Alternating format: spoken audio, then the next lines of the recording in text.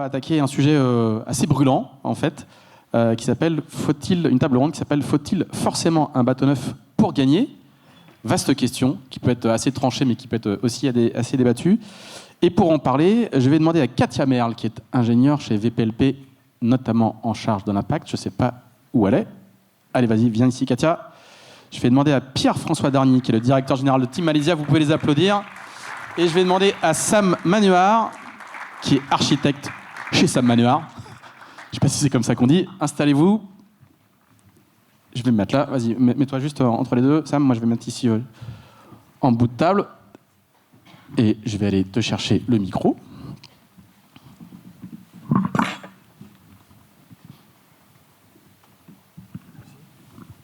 Et prenez chacun un micro. Vous en avez chacun un. Alors, on s'est briefé un petit peu avant. On s'est appelés tous pour en discuter. Et c'est un sujet dont on a eu l'idée en discutant avec pas mal d'acteurs, en particulier de la classe IMOCA. Parce qu'on est dans une phase de transition post-Vendée Globe. Il y a des gens qui veulent faire construire des nouveaux bateaux, il y a des gens qui veulent faire construire des nouveaux bateaux, mais qui n'ont pas le budget. Il y a des gens dont les sponsors préfèrent un bateau d'occasion. Bref, il y a pas mal de scénarios. Les coureurs, dans leur ensemble, voudraient plutôt un bateau neuf. Il y a des enjeux d'impact, il y a des enjeux de planning. Vous pouvez avoir un budget pour faire construire un bateau neuf, mais vous allez l'avoir tard si vous le commandez aujourd'hui. Bref, on s'est dit que c'était une question qui pouvait être intéressante. Et on a choisi un panel assez large. On a pris quelqu'un dont le métier est, entre autres, de dessiner, designer et d'aider au calcul des bateaux neufs, et en particulier chez VPLP. Katia, tu t'occupes en particulier des sujets impact, elle est la référente impact chez VPLP. On a pris un architecte qui adore dessiner des bateaux neufs, naturellement, mais qui a fait plusieurs refits aussi. Et on a pris le directeur général d'une écurie qui a un bateau en ce moment, qui est bientôt plus à lui, et qui réfléchit à faire construire un bateau neuf pour simplifier un petit peu les choses. Donc on a essayé de prendre le panel des acteurs qui vont faire le bon de commande. Je voudrais évacuer un sujet d'entrée de jeu. Donc il y a beaucoup d'entrées dans ce sujet, mais je voudrais répondre moi-même à la question qu'on pose dans cette table ronde. Et vous allez me dire si vous êtes d'accord ou pas. Si on enlève toutes les contraintes budgétaires, planning, enjeux impact, il faut faire construire un bateau neuf pour gagner le prochain Vendée Globe et aller plus vite en IMOCA. On est à peu près d'accord du point de vue théorique. Est-ce qu'on est d'accord sur cette première affirmation ? Et si on est d'accord, est-ce que vous pouvez m'expliquer pourquoi ? Qui est-ce qui veut se mouiller en premier ? Vas-y, Sam. Ouais, clairement, on est d'accord. Le Vendée Globe, ça a quasiment toujours été une course qui a promu l'innovation, l'évolution dans les bateaux, etc. Et en grande majorité, ce sont des bateaux neufs qui ont gagné le Vendée Globe. Il y a quelques petites exceptions. Mais... Il y en a deux, je crois. Hein. Voilà. Vincent Rioux et Yannick Bestaven. Et Bestaven, ouais. Mais bon, c'est une classe open, c'est une classe de développement. Donc, en général, les bateaux récents vont plus vite que les bateaux anciens. Alors, est-ce que c'est tout le temps le cas de manière très tranchée ? Est-ce qu'on arrive à un moment où les dessins commencent à se ressembler un petit peu, ou est-ce qu'il y a encore beaucoup à gagner ? Est-ce qu'il y a beaucoup de gains ? Vas-y, Katia. Je pense qu'on a quand même la sensation d'être dans une classe qui reste très ouverte et de ne pas être dans un moment de convergence où on en arriverait à des choses qui se gagnent au Pouillem, notamment depuis l'arrivée des grands foils, notamment depuis l'arrivée de nouveaux architectes aussi, qui font que y a eu un dynamisme et un renouveau avec des points de vue et des orientations assez variées, qui font que ça reste quelque chose de très ouvert aujourd'hui. Et les bateaux sont loin de converger en termes de concept et de conception. Et vous ? Oui, je crois qu'on est tous les trois d'accord. Moi, j'ai l'impression que l'évolution de l'architecture navale en général, et en particulier sur les IMOCA avec une classe assez open, est plutôt grandissante, et qu'entre 2012 et 2016, le gap a été énorme. Entre 2016 et 2020, il a été encore plus. Entre 2020 et 2024, je crois qu'on a vraiment franchi quelque chose, on l'a vu cette année. Donc je ne vois pas pourquoi est-ce qu'entre 2024 et 2028, on n'aurait pas ce même écart de performance entre les bateaux. Alors, on a évacué le sujet, on est d'accord, mais ça, c'est la théorie. Dans la vraie vie, il y a plein de contraintes. Le temps, l'argent, le choix du sponsor, le soin qu'on prend à diminuer son impact, etc. etc. Une fois qu'on rajoute toutes ces contraintes, une fois qu'on rajoute tous ces enjeux qui pèsent lourd dans plein de choix, est-ce que vous pouvez nous dire un petit peu, de vos points de vue respectifs à vous, si cette assertion, faut-il faire construire un bateau pour gagner le prochain Vendée Globe, un bateau neuf pour faire construire le Vendée Globe, est toujours valable? Et c'est quoi, dans ces cas-là, la marge de manœuvre? Est-ce qu'en achetant un bateau de la génération 2024 et en le refitant, en le faisant évoluer, on peut performer? Est-ce qu'il faut absolument que ce soit un bateau très très récent, ou est-ce que c'est le cas avec des bateaux précédents? Est-ce que vous pouvez nous évaluer un petit peu les différents scénarios qu'il pourrait y avoir pour essayer justement, pas d'éviter de construire un bateau neuf, mais qu'est-ce qu'il y a comme autre scénario que la construction d'un bateau neuf, sachant que aujourd'hui il y a plein de bateaux en construction qui sont commandés, sachant que dans les chantiers il reste quelques slots de construction, mais pas beaucoup. Il y a un grand sponsor qui vient d'annoncer qu'il courait, Banque Populaire pour ne pas le citer, qui vient d'annoncer qu'il courait le prochain Vendée Globe, mais qui n'aura pas de bateau avant 2 saisons. Donc on voit qu'il y a quand même des contraintes qui sont très très fortes. Alors, expliquez-nous un petit peu depuis vos différents points de vue, c'est quoi les marges de manœuvre en la matière? Qu'est-ce qui veut commencer?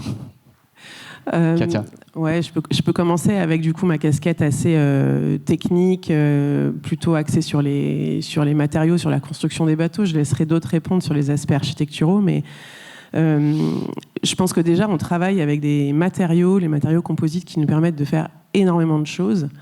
Et donc quand on parle de transformer un bateau, on a un boulevard qui s'offre à nous pour faire des modifications quand même très substantielles. On a une culture du refit dans cette classe qui est vraiment présente parce que les bateaux courent jusqu'à 4 éditions. Donc forcément, même s'ils deviennent de moins en moins en capacité de gagner avec le temps, à chaque année, chaque cycle, chaque équipe prend la main. Il y a certains chantiers d'hiver, là, je me souviens de visites d'Apicil, par exemple, 1 an avant le Vendée, là où franchement c'était un peu... c'était hyper impressionnant. On cherchait presque les parties du bateau qui étaient intactes. Donc il y a une possibilité de faire énormément de choses. Il y a de la place pour des projets qui partent pas sur des bateaux neufs. Je pense que chaque équipe raconte son histoire avec tous les paramètres qui rentrent en jeu.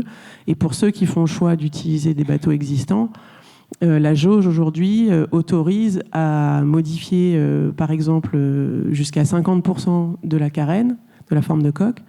On a des enjeux énormissimes, évidemment, sur les foils. On peut changer radicalement de famille de foils, de concept de foils.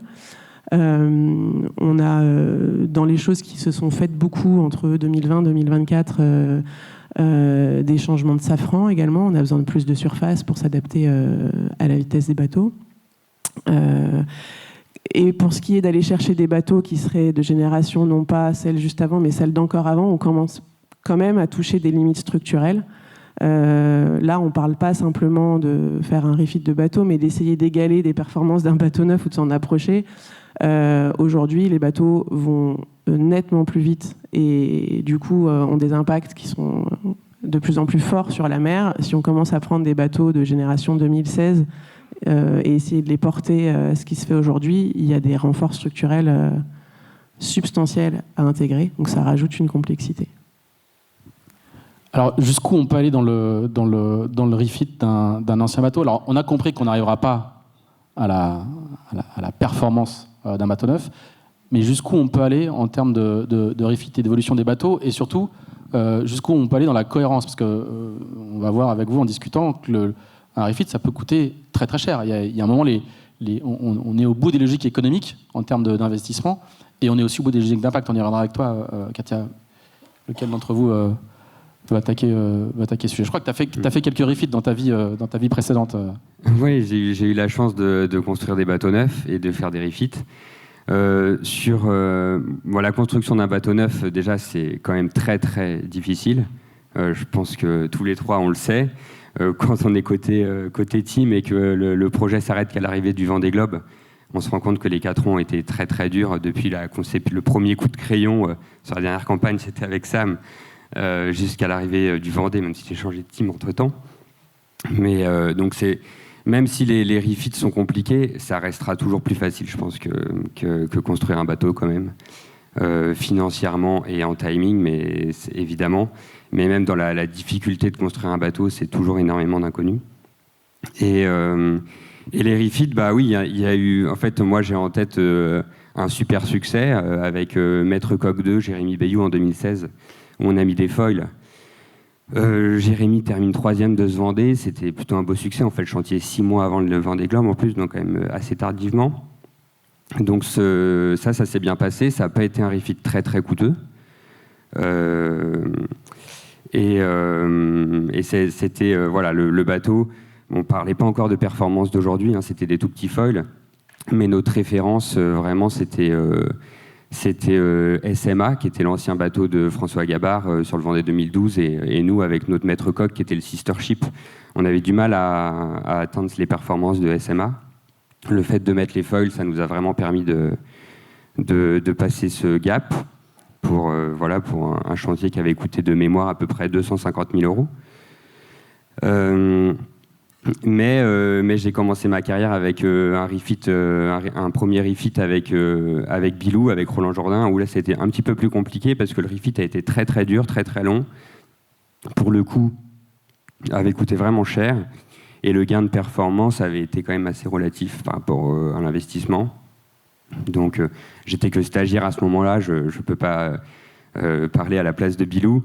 Mais j'avais quand même gardé ça en tête qu'un refit, on ne savait pas forcément combien on allait gagner. Les outils aujourd'hui sont bien plus précis. Je pense que VPLP et SAM seraient calculés de façon bien meilleure qu'on avait pu calculer en 2007.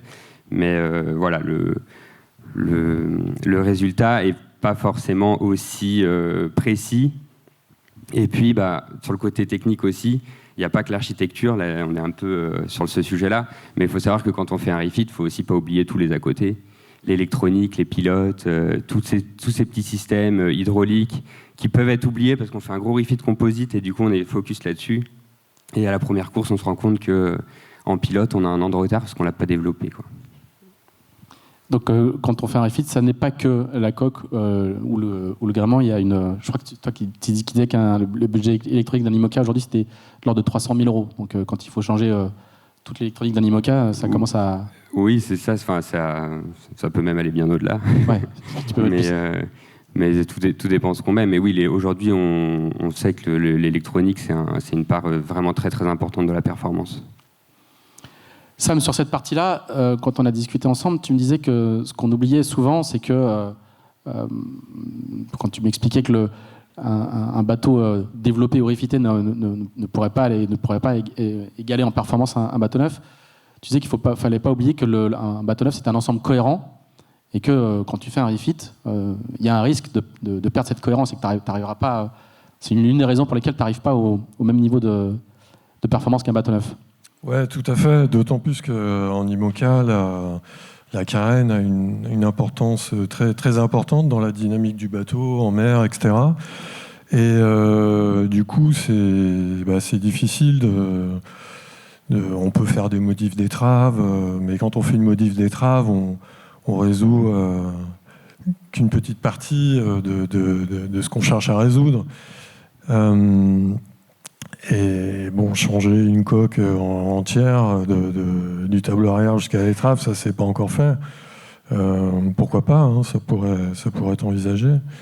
Mais bon, là on se rapproche complètement des problématiques d'une construction de A à Z. Donc est-ce que ça vaut vraiment le coup ? C'est pas évident de ce point de vue-là, quoi. Là tu parlais de l'électronique et de l'équipement et tout ça. C'est vrai que avoir un bateau d'occasion, c'est bien parce que tout fonctionne normalement, etc. Mais ce qu'on observe, c'est que assez vite, les équipes trouvent que tel système n'est pas tout à fait comme ils l'aimeraient, etc. Et ce qu'on remarque, c'est qu'il y a beaucoup d'équipes, que ce soit en IMOCA ou dans d'autres classes, qui finalement, assez vite, se mettent à changer plein de trucs, changer des voiles, changer des systèmes, changer l'électronique, etc. Du coup, la logique économique, elle devient un peu branlante dans ce cas-là. Partir sur un bateau neuf, c'est aussi s'assurer de partir sur du matériel neuf, équipé comme on le souhaite, etc. Donc là aussi vient la cohérence. C'est pas qu'une cohérence en matière d'équilibre de bateau, d'architecture navale, d'équilibre des masses et des forces, mais c'est aussi bien plus vaste que ça. C'est mettre le bateau à la patte du skipper, à la patte de l'équipe. Et ça, on peut le faire que sur un projet qu'on démarre de A, quoi.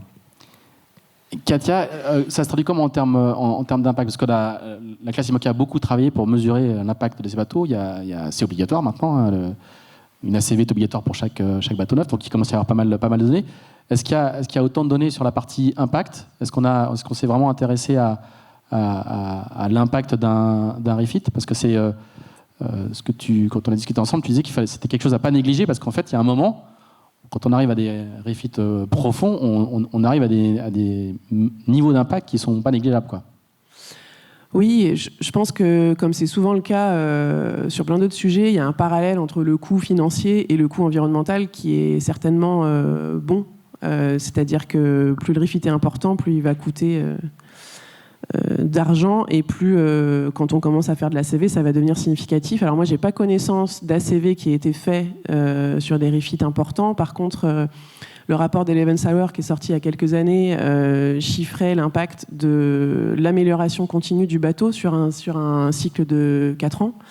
Et on voit bien que ça s'additionnait avec un nouveau foil, une casse, un transport de pièces pendant une Ocean Race, qui fait que petit à petit, c'était une brique substantielle. Là, aujourd'hui, l'IMOCA, non seulement elle demande de mesurer, mais en plus, elle demande de réduire l'impact. Donc, c'est vraiment quelque chose qui est challengeant pour les chantiers et pour les concepteurs. Un IMOCA, c'est à peu près 400 tonnes de CO2 de construction. Un refit, si on part du principe qu'on va au bout de tout ce qu'on peut faire, 50% de la surface de coque changée, donc potentiellement on peut imaginer qu'il faut un nouveau moule aussi pour cette nouvelle coque, donc ça s'additionne, là on est déjà autour de 50 tonnes. Un nouveau foil, on va rajouter 25 tonnes. Une structure à l'intérieur du bateau, il faut savoir, quand on change de foil, quand c'est sur un bateau neuf, on essaie de rentrer dans la structure qui a été prévue pour. Quand on fait un refit, si on veut que ça serve à quelque chose, il faut vraiment tout reprendre, et on a une quantité de carbone hyper importante autour des foils, dans les puits, etc. Donc ça rajoute là aussi à nouveau 5 tonnes de CO2. Le safran, 2,5. Si on additionne tout ça, on peut arriver jusqu'à une centaine de tonnes. Donc c'est pas négligeable. Aujourd'hui, c'est pas particulièrement suivi par la classe, à ma connaissance, mais je pense qu'on apprend en marchant tous ensemble, et ça va faire partie des sujets qu'il va falloir suivre. Et en tout cas, il faut espérer que les avancées que cette nouvelle règle de classe amène, parce qu'elle a vraiment le mérite de rester dans l'état d'esprit de la classe IMOCA au sens large, c'est-à-dire c'est une règle qui favorise l'innovation en termes environnementaux, que ces innovations qu'on va trouver dans les moules notamment, on les retrouve aussi dans les chantiers de refit. Et là, je pense que pour l'instant, c'est plus une forme de responsabilité commune qu'on a tous, de s'assurer que c'est bien le cas, parce que c'est clairement non négligeable. Est-ce que tu peux juste nous rappeler le cadre de la règle, très rapidement, pour les gens qui ne connaissent pas par cœur la jauge IMOCA? Il y a, c'est la règle qui vient d'entrer en vigueur pour le cycle tout à fait, pour le cycle qui s'ouvre. Donc, jusque-là, la classe a mesuré. Elle a sorti des valeurs moyennes d'impact sur tous les bateaux neufs de la génération 2024. Et désormais, pour être autorisé à lancer sa construction, il faut s'engager à ce que son bateau ait un impact environnemental réduit de 15% par rapport à la génération précédente. Il y a tout un sujet autour des moules qui fait que si on mutualise un moule pour la construction de plusieurs bateaux, cet objectif de 15% baisse à 12% ou 10% selon le nombre de bateaux faits dans un seul moule. C'est en ça que la classe reste quelque chose qui favorise l'innovation. On pourrait dire il y a un moule pour 3 bateaux, on va diviser par 3 l'impact du moule et on arriverait directement à nos 15%. Non, la classe dit vous avez un avantage si vous mutualisez, mais vous devez quand même aller chercher du gain techniquement sur les autres sujets. Ce qui fait que on est dans tous les bureaux d'études, dans toutes les équipes, on s'empare du sujet, il y a des gens qui se forment, il y a des... Voilà. Donc aujourd'hui, c'est quelque chose qui est strict, qui est ferme, qui est posé. Si on ne respecte pas ces critères-là, on ne peut pas lancer une construction. Très bien, on a le contexte. Alors on a bien compris que naturellement la pente des coureurs et des gens qui travaillent dans l'écosystème, il est plutôt de construire un bateau neuf dans la mesure du possible, en fonction des contraintes. Mais je voudrais quand même qu'on revienne sur cette partie refit pour voir qu'est-ce qu'on peut proposer aujourd'hui. Encore une fois, il y a plein de gens qui ne vont pas pouvoir le faire aussi pour des problèmes de timing ou de budget. Qu'est-ce qu'on peut faire d'un bateau de la génération 2024 ? Là, juste un petit paramètre, c'est que les ventes des bateaux récents sont à des tels niveaux de prix que la contrainte budgétaire qu'on a évoquée tout à l'heure, elle est vraiment assez étonnante, quoi. C'est que si on prend un bateau d'occasion qui a été acheté, je sais pas, entre 5 et 6 millions d'euros, c'est le prix dont on entend parler en ce moment, et qu'on rajoute du refit dessus, on va commencer à s'approcher du budget d'un bateau neuf, surtout si on inclut les coûts cachés que vous évoquiez, quoi. Mais c'est quoi aujourd'hui, en termes techniques, pour un architecte ou pour des ingénieurs dans les cabinets architectes ou les équipes, c'est quoi la capacité à upgrader un bateau de la génération 2024 ? Qu'est-ce qu'on est capable de faire ou qu'est-ce qu'il faut faire pour le faire, donc pas aller aussi vite qu'un bateau 2028, mais pour qu'il puisse en approcher. Et vous proposeriez quoi à un client ? On n'est pas obligé de passer dans la chirurgie lourde, on va dire.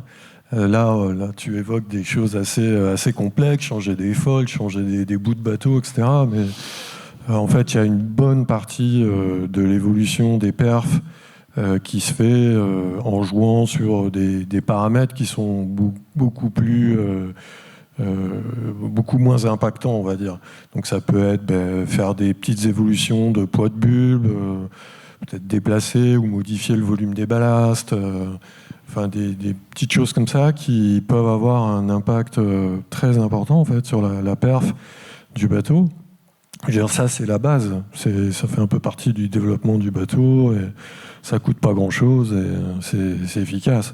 Donc là, j'imagine que dans le cadre que tu disais, sur des bateaux qui sont achetés à plus de 5 millions d'euros, c'est plutôt des choses comme ça qui vont être faites.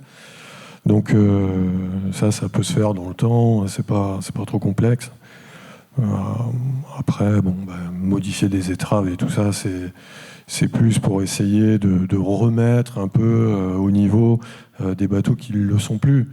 Donc ça touche pas forcément les derniers bateaux, quoi. Et vous ? Il faut analyser les défauts de chaque bateau. Je pense qu'aujourd'hui, on a vu Massif a gagné toutes les courses auxquelles il a participé à part une. Donc peut-être que tous les autres bateaux, il faut qu'ils aillent se modifier allant dans le sens de Massif, qui a été peut-être moins dessiné pour traverser, pour passer à travers la mer que ce qu'ont pu faire certains autres plans. Massif, qu'est-ce qu'on ferait comme modif ? Vu qu'aujourd'hui c'est la référence, peut-être qu'eux ils doivent un peu plus se creuser la tête, mais il a quand même aussi des petits défauts à gommer. Maintenant, il faut faire attention à ne pas prendre la référence simplement du Vendée précédent. Je pense qu'on l'a vu, si on prenait le Vendée 2020 comme référence, on construisait un bateau à dérive pour le Vendée 2024. Faut pas prendre le Vendée 2024 non plus comme référence absolue. Les conditions pour les premiers et les autres ont été différentes. Donc, est-ce que Massif, s'il avait navigué dans le groupe entre 5 et 10, il aurait eu la même performance? C'est facile à dire, mais il faut l'analyser, quoi. Ça prend un peu de temps. Donc il y a plein de petites choses comme ça, plus gommer les défauts de chaque bateau. Comme dit Sam, toutes ces petites choses là qu'on fait en fait à chaque refit. Ce que j'aime dire, c'est que quand on prend 2 semaines de vacances, on revient, on est déjà has-been parce que tellement tout évolue super vite sur ces bateaux-là. Donc il faut toujours comprendre les défauts de chaque bateau, essayer de les gommer. Et ensuite, il y a des points un peu plus majeurs. Oui, aller chercher d'Asmet, max jauge de partout. Donc en stab, être dans les coins de la boîte, max jauge sur les foils, tout ce qu'on peut pour essayer d'aller gagner les pouillèmes. Les jeux de voile évoluent aussi beaucoup. Et puis quand on parle de pouillèmes, aujourd'hui, il faut faire attention parce que 5% d'un bateau qui va à 20 nœuds, c'est 1 nœud. C'est plus des gains de 0,1, 0,2 nœuds qu'on fait. On fait vraiment des gains parfois de 1, 2, 3 nœuds avec des modifications. Et puis après, on verra si la classe ouvre le jeu. Mais si avec la classe IMOCA, on décide d'ouvrir les plans porteurs pour la suite, là, on réouvre potentiellement le jeu de beaucoup de bateaux. de générations précédentes et qui pourraient, pourquoi pas, être aussi performants que les bateaux d'aujourd'hui. Mais bon, moyennement des renforts de structure, évidemment, pour pouvoir accepter de taper dans la mer à 35 nœuds, quoi. Parce que du coup, je comprends dans ce que tu dis que si il y avait des stabilisateurs sur les safrans, les bateaux voleraient beaucoup plus, encore plus qu'aujourd'hui. Et donc ça permettrait de neutraliser l'effet carène. Voilà, alors je résume avec mes mots, je ne suis pas spécialiste. Je ne vais pas dire que ça ouvrirait pas d'autres portes, parce qu'évidemment, du coup, on dessinerait des carènes qui décollent facilement. Donc des types AC75, quoi, quelque chose... on chercherait à faciliter le décollage, donc on y aurait aussi des nouvelles générations de bateaux, mais ça ouvrirait d'autres choses. Mais bon, je ne vais pas aujourd'hui défendre une ouverture de... Ça n'est pas à l'ordre du jour pour l'instant. Les règles d'aujourd'hui permettent déjà de faire beaucoup de choses, et voilà, je ne pense pas que... On voit qu'il y a encore une grande diversité dans les formes de foil, une grande diversité dans les formes de carène, et comme on disait un peu en introduction, on est loin d'être arrivé au bout de quelque chose, donc on peut... faudrait prendre l'exemple d'une carène, mais voilà, sur chaque carène ou sur chaque bateau, il y a des évolutions à faire en termes de position de centre de gravité, trim au décollage, trim à haute vitesse, etc., etc. Je voudrais juste revenir d'ailleurs sur ce que tu disais, sur ce côté, dès qu'on prend 2 semaines de congé, on a l'impression d'être largué tellement ça va vite. Ce rythme-là d'innovation, de développement, ce que vous disiez au tout début, vous savez déjà qu'il ne faiblit pas sur ce cycle-là, ou il faut attendre de voir les nouveaux bateaux arriver quelle est la certitude que vous avez que le rythme de développement et d'innovation ne faiblit pas? On le sait déjà? Oui, on le sait déjà. Ouais. Déjà. Les outils se développent super vite. L'IA est là partout, et notamment aussi sur les outils de développement de bateaux. Hein. Non, c'est... Pour le Vendée 2020, on a commencé à travailler sur les bateaux en 2017. Pour le Vendée 2024, on a commencé en 2020. Et là, ceux qui veulent être performants pour le prochain Vendée, j'espère qu'ils sont déjà au boulot, parce que ouais, ça va super vite. Et c'est ça qui est dur, en fait, hein, c'est qu'il y a vraiment plus de pause. Je rêverais que le Vendée Globe ait lieu tous les 6 ans. Moi. Je suis le seul dans cette salle, je pense. J'aimerais bien. Sam, tu es d'accord avec le retour de Pifou, ce côté rythme effréné qui ne cesse jamais? C'est la nature du haut niveau. C'est sûr que c'est une compétition à haut niveau. Donc, bien sûr, mais il y a eu des moments où il y avait peu de bateaux neufs construits parce que l'ambiance économique n'était pas la même. Tu peux avoir il y a des paramètres exogènes quand même qui peuvent venir ralentir ou accélérer. Mais là, sur cette séquence-là, 2024, 2028, 2025, 2028 plutôt, vous savez déjà que le rythme ne faiblit pas. Ouais. Après, ce que tu disais, ça me fait aussi penser que là, tu poses la question, faut-il forcément un bateau neuf pour gagner? C'est aussi une question à laquelle la classe a répondu, la classe IMOCA. En 2020, les règles étaient complètement différentes. C'est-à-dire qu'en 2020, il y avait finalement un bénéfice à construire un bateau neuf, car c'était plus facile pour se qualifier. Or, pour déjà ce Vendée Globe qu'on vient de faire, et le prochain, la règle a changé. Donc il y a eu une décision commune de la classe de dire finalement, il voulait qu'il y ait plus de bateaux qui naviguent, qui participent aux courses l'année d'avant le Vendée Globe, etc. Donc au final, aujourd'hui, la règle autant avant elle promouvait la construction de bateaux neufs, autant maintenant c'est un peu moins le cas, quoi. Donc c'est aussi une question de décision de classe, quoi, hein. Mais ça, je sais pas comment on pourrait dire, mais ça affaiblit la capacité. L'intérêt de faire un bateau. Ça l'affaiblit relativement, du coup. On continue à être sur cette théorie qui fait qu'un bateau neuf doit aller plus vite qu'un bateau de génération précédente. Et c'est un sujet d'ailleurs à chaque évolution technique de la jauge, cette notion de faire en sorte que le reste de la flotte reste compétitive, sans imaginer qu'elle puisse se mettre au niveau d'un bateau neuf, mais voilà, c'est un équilibre qui est difficile à trouver et qui anime toutes les discussions d'évolution de jauge. Oui, ça ne s'agirait pas qu'il y ait un bateau neuf. Il ne faut pas tuer le match, quoi. Exactement, voilà. Tout à fait. Je cherchais le terme.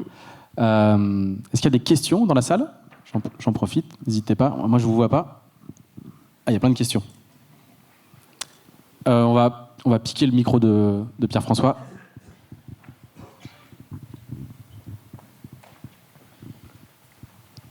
J'ai encore des questions, mais du coup, j'en profite parce que je sais que le sujet passionne.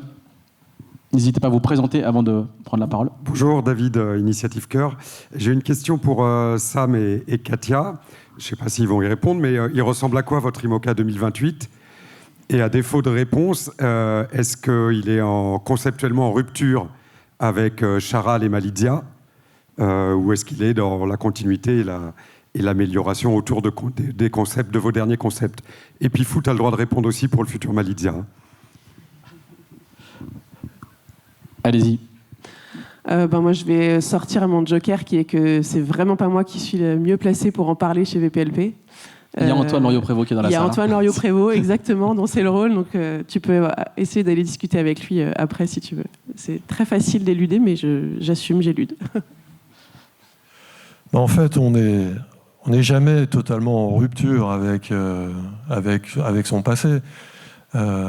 Toutes les expériences servent pour les prochains bateaux. Donc, je ne parlerai pas de rupture, mais néanmoins, en tout cas en ce qui me concerne, avec ton bateau, avec Charal et avec Bureau Vallée, on a appris énormément de choses, on a eu beaucoup de retours d'expérience, on a testé aussi beaucoup de choses sur ce dont je parlais, les poids de bulbe, les ballasts, etc. Et donc, ça, plus aussi l'observation de la concurrence et d'avoir vu ce qui se faisait, etc., ça nous donne beaucoup d'idées pour les bateaux du prochain cycle. Et donc, je ne parlerai pas de rupture, mais il y aura une nette évolution, on va dire. Pifou, tu veux répondre ? Il faut que tu partages ton micro, Sam. Merci. Il n'y a pas de futur Malidia, donc c'est assez facile de répondre. Mais s'il y avait un futur Malidia, il serait un peu en rupture avec le Malidia 3 d'aujourd'hui, mais peut-être un peu plus cousin avec d'autres bateaux de la flotte. Il y a plein d'infos, en fait, là.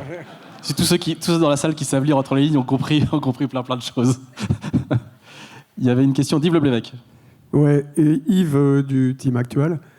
Si je fais un peu de politique fiction, et surtout concernant les délais, demain je veux faire de l'IMOCA, j'achète, je ne sais pas, Massif ou s'il est encore à vendre, je ne suis pas au courant. Et donc je vais être opérationnel tout de suite, je vais faire le Fastnet, la Transat Jacques Vabre 2025. Si au contraire je réunis demain matin un design team pour dire voilà, on fait un bateau neuf, ça va être quoi ? Quand ? Le premier départ de course auquel je vais prendre?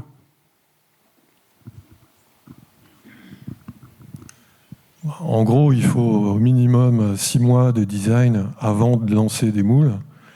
Et une construction de bateau, c'est environ 1 an, plus 3 mois pour les moules. Donc ça te donne une idée, quoi. Donc c'est Transat Jacques Vabre 2027. Quoi. Donc 21 mois. Ouais. Donc ma première course, ça va être dans 2 ans. Ouais. En fait, c'est un paramètre de performance hyper important. Ouais, c'est vrai. Et c'est pour ça qu'auparavant, la classe donnait un peu un bénéfice aux bateaux neufs, justement pour les qualifs, etc., quoi. C'est pour ça que je disais tout au début de la discussion que la discussion, l'avis tranché sur il faut un bateau neuf pour aller plus vite, elle est hors paramètre extérieur. Mais Yves vient bien de souligner que ce paramètre extérieur-là, il est fondamental. Katia, tu voulais réagir ?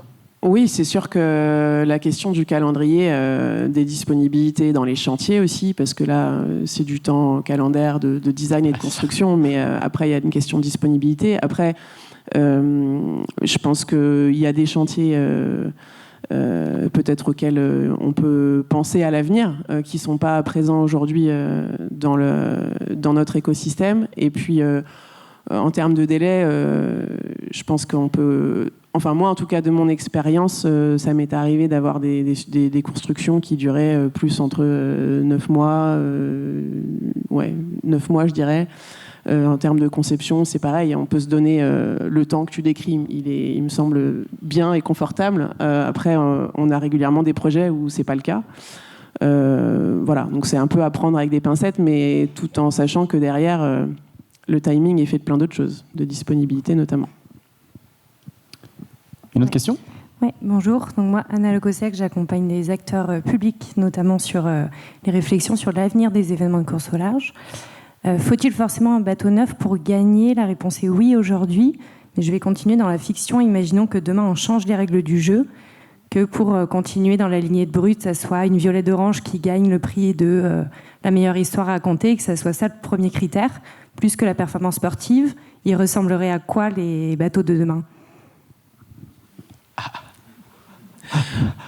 Je le dis avec plutôt un regard de citoyenne que de technicienne, là, mais pour moi, ce serait peut-être des bateaux qui sont moins violents pour les marins, parce que c'est clairement quelque chose qui a évolué dans le temps entre les bateaux les plus anciens de la flotte aujourd'hui et les récents, et ça me paraît être quand même quelque chose qui rend le storytelling plus compliqué. Voilà. J'ai pas trop d'avis là-dessus, mais je me dis que finalement, pour raconter une belle histoire, la performance ne nuit pas. Donc voilà, on voit qu'aujourd'hui, il y a de plus en plus de skippers qui sont jeunes, qui sont super branchés, réseaux sociaux, etc. Et voilà, un cockpit d'IMOCA, c'est bourré de caméras, de machins, donc on peut aller vite et communiquer. Hein. Je pense on le voit, ça fonctionne. Peut-être un dernier point là-dessus. Là, on parle effectivement de changer la règle en se disant on peut gagner autrement qu'en terminant premier. Il y a 1000 manières d'écrire des règles, et je crois que pour les équipes qui ont vraiment dans leur cœur d'envie et de moteur la performance et le fait de gagner, on est aussi, quoi qu'il en soit, dans un contexte où il y a des règles, où au niveau de la conception, on ne fait pas ce qu'on veut, et donc ça fait partie aussi de l'ADN de tout cet écosystème, de se dire à un moment donné, on gagne avec ce périmètre. On n'est pas sur des bateaux qui vont tenter des records, où il y a une carte blanche. Voilà. Donc, à un moment donné, quelles que soient les règles qui sont posées, ce qui est moteur, c'est d'arriver à être les meilleurs à l'intérieur de ces règles-là. Donc, on n'est pas à l'abri que demain, les règles interdisent un bateau neuf. Interdisent un bateau neuf, voilà. Et à ce moment-là, je pense que on jouera avec ces cartes, toujours avec notre casquette d'aller chercher de la perf, d'aller faire du mieux, d'aller jusqu'au bout de ce qu'on peut. Est-ce qu'il y a une autre question ? Je vois pas bien avec les projecteurs, donc pour l'instant, il n'y a pas de questions. Justement, c'était ce changement de règle qui pourrait être non, il n'y a plus de bateau neuf possible à construire. Règle malthusienne un peu brutale. Dans quel cadre, est-ce que ça serait un cadre qui resterait favorable à l'innovation et à la réflexion ? Est-ce que vous arriviez, cette contrainte-là serait tellement forte qu'elle vous bloquerait, ou elle vous obligerait à ce serait le drame. Ce serait le drame. Ouais. Bah non, mais là, ce serait la mort de l'IMOCA. Il y aurait une autre classe qui prendrait la place. Ça, pour moi, ça n'a pas de sens. Je sais pas, on imagine la Formule 1, on ne construit plus de Formule 1. Ça pas... La base du truc, c'est quand même la compétition. C'est ça qui fait rêver les gens. Et c'est ça qui nourrit l'ambition, la volonté. C'est pour ça que les skippers sont morts de faim, vont chercher des sponsors, que ça motive des sponsors, etc. Et qu'il y a une émulation qui est phénoménale. Et il faut surtout pas casser ça. Non, ne t'inquiète pas, hein, c'est vraiment... C'était pour sublimer vos qualités intellectuelles, quoi. Hein. Je pense cauchemar. Ouais, ce serait le cauchemar. Mais ça vous obligerait. C'est le cadre qu'avec Katia serait très très restreint, mais obligerait ça serait une contrainte supplémentaire dans l'équation. Ouais, techniquement, honnêtement, on y trouverait quand même un intérêt, il n'y a pas de souci, mais le problème, c'est les sportifs. Est-ce que Charlie et la Massif, ils y retournent dans 4 ans s'ils sont obligés de prendre le même bateau? Il faut que ces sportifs de haut niveau qui font cette belle histoire du Vendée Globe, parce que les gens se donnent à fond. Le Vendée Globe est magnifique parce qu'on a... Violette, elle a gagné son Vendée, tout le monde a gagné son Vendée. Il n'y a pas besoin d'avoir une nouvelle règle pour dire pour gagner le Vendée, il faut le prix de la meilleure communication, parce que le prix de la meilleure communication existe déjà. Par contre, si on enlève les sportifs qui reviennent 4 ans après pour y retourner alors qu'ils l'ont déjà passé à la ligne en premier, je pense qu'on perdrait quand même une bonne partie de l'histoire. Donc il faut continuer à laisser la place à ces sportifs-là et ces sponsors-là. Et donc peut-être qu'il y a trop de bateaux qui se construisent, je ne suis pas du tout contre ça. Et je pense que sur la dernière campagne, il y a des bateaux qui se sont construits qui n'auraient pas eu raison d'être. Mais il faut pas, il faut quand même en garder quelques-uns pour laisser ces sportifs revenir et faire du Vendée Globe pendant 20 ans, quoi, ou 30 ans, ou je sais pas combien de gens le camier, mais c'est bien que ces sportifs reviennent, quoi. Pas de questions? Si. Une question, une toute dernière. J'étais sur le point de chuter sur cette ode à l'innovation, mais du coup, on va avoir encore une question. Ouais, Philippe Hartz, skipper Marine Nationale. La question, c'est sur le confort à bord des IMOCA et savoir à quel point l'autorisation des plans porteurs serait un gain ou une perte de confort et aussi de dangerosité, sur le sujet de la dangerosité, si on perdrait de la sécurité à mettre des plans porteurs sur les safrans. Je sais que ça a été discuté dans la classe IMOCA, mais je n'étais pas présent. Donc là, on est sur un autre débat, mais on va prendre la question à titre d'ouverture, même si on change de thème initial. C'est une super question, ça. Je savais bien que ça te plairait. Le meilleur pour la fin. En fait, aujourd'hui, on a des bateaux qui sont un peu bancals, qui sont sur des équilibres un peu précaires, un peu instables. Et stabiliser le bateau avec des safrans hantés, ça permettrait un comportement beaucoup plus régulier dans la mer, beaucoup plus sain, à mon avis. Et ça permettrait aussi de moins typer les carènes de manière à ce qu'elles fonctionnent un peu plus comme des coques centrales de trimaran, quoi. Donc pour répondre à ta question, moi j'ai vraiment la conviction que ce serait un pas en avant à la fois dans la performance et dans le confort. Le confort étant une notion quand même très très relative. C'est-à-dire que aujourd'hui, ce qu'on considère être confortable ne l'était pas du tout il y a 20 ans, par exemple. Et ça va aller dans le même sens. Et une question subsidiaire. Est-ce qu'un refit de bateau avec un plan porteur sur les safrans, est-ce qu'un refit de bateau serait plus compétitif qu'un refit de bateau aux règles actuelles? C'est un petit peu ce qu'on a abordé tout à l'heure. Est-ce que justement, c'est ce que disait Pifou, est-ce que le fait de mettre des plans porteurs permettrait d'aller chercher des bateaux qui sont moins compétitifs aujourd'hui, de les upgrader plus facilement? Ouais, c'est pas une question évidente. J'ai pas un avis très tranché là-dessus. C'est possible, mais je sais pas trop, pour être honnête.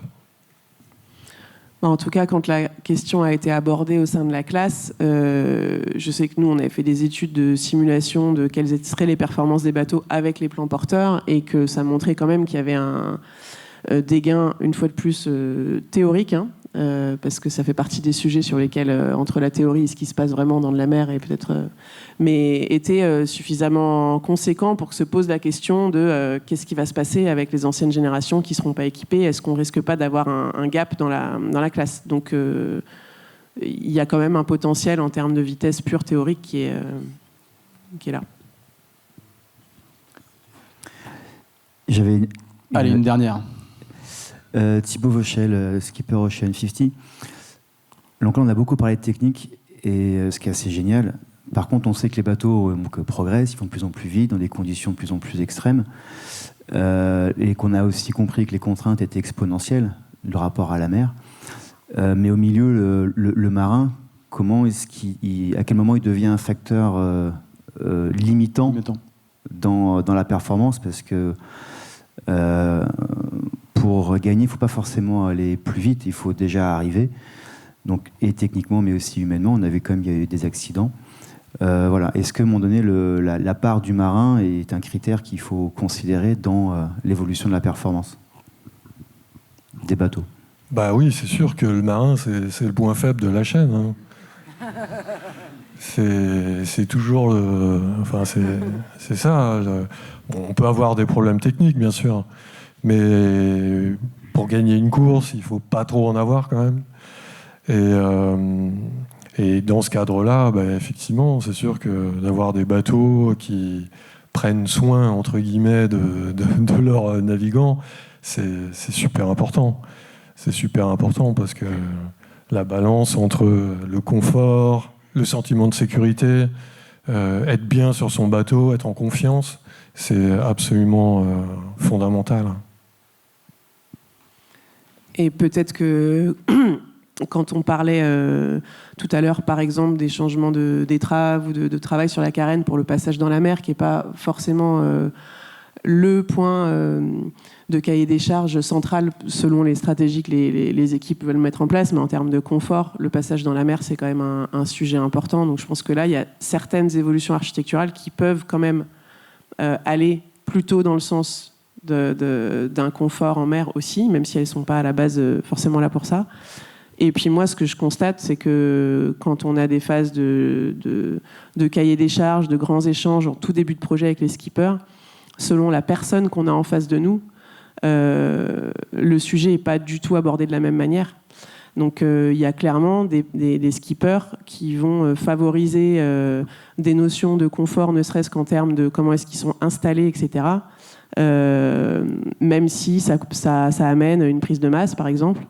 D'autres pour qui l'optimisation de masse, elle va aller jusqu'au dernier pouillet, mais qui restent encore dans des logiques où ça prime, quoi. Donc c'est très variable d'une personne à l'autre. C'est toi qui conclue, Pipou. Maintenant, juste pour dire que le marin, il est déjà vachement considéré. Hein. Alors, on parle de technique, certes, mais il n'y a pas... Je ne connais pas un skipper qui dit vas-y, construis un bateau et appelle-moi pour la mise à l'eau. Hein. Ils sont intégrés dans toutes les boucles et on ne dessine pas le même bateau pour Boris et pour Jérémy, pour les 2 derniers skippers avec qui j'ai travaillé. Du tout, c'est vraiment toujours intégré en fonction d'eux, en fonction de ce qu'ils veulent et même en fonction des allures où ils veulent performer parce qu'ils se sentent capables de performer à cette allure. D'autres, de toute façon, ils sont moins capables de performer. Donc il faut juste que le bateau aille facilement à une bonne vitesse. C'est vraiment eux qui guident les cahiers des charges en IMOCA pour toutes les équipes dans lesquelles j'ai travaillé et je pense que c'est assez général. Très bien, on va conclure avec toi. Merci beaucoup à tous les 3, on peut vous applaudir. Un grand merci d'avoir essayé de creuser un peu ce sujet aux entrées multiples.